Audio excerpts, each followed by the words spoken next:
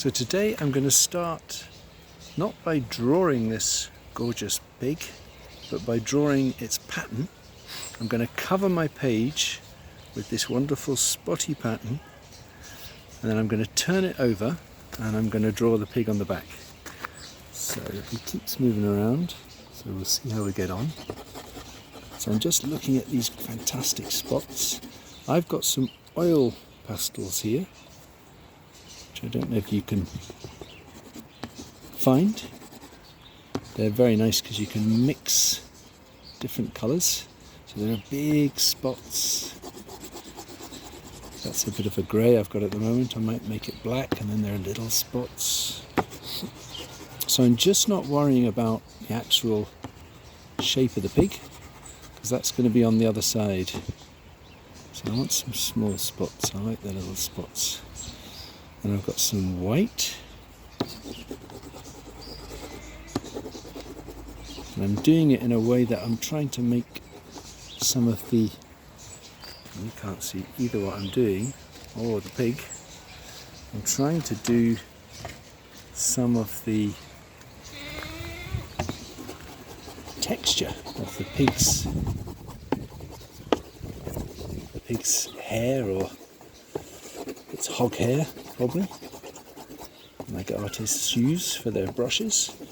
So I'm covering the whole page, and I do like their particular pattern.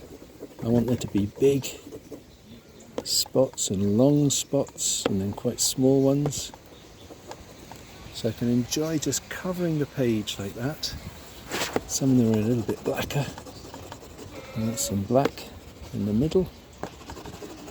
So oil pastels are great because you can mix them, and you can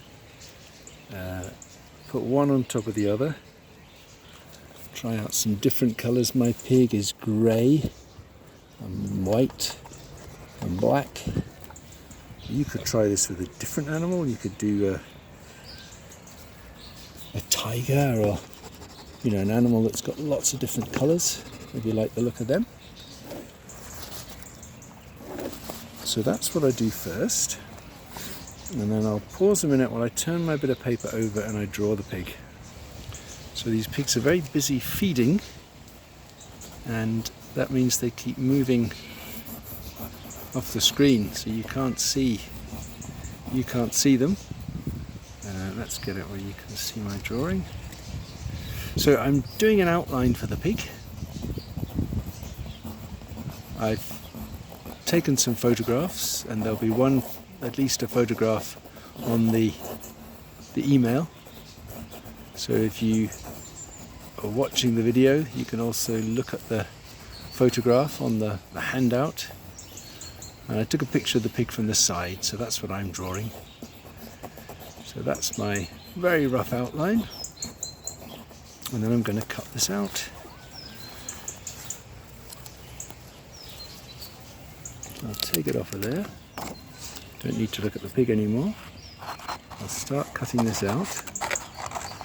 So it depends how good you are at cutting out, but you can always get a bit of help if necessary. So I'll pause again because it can be a bit boring watching people cut.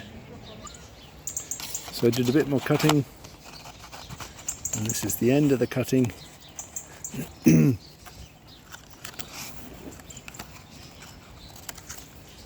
And if I turn it over, there is my pig with all its markings.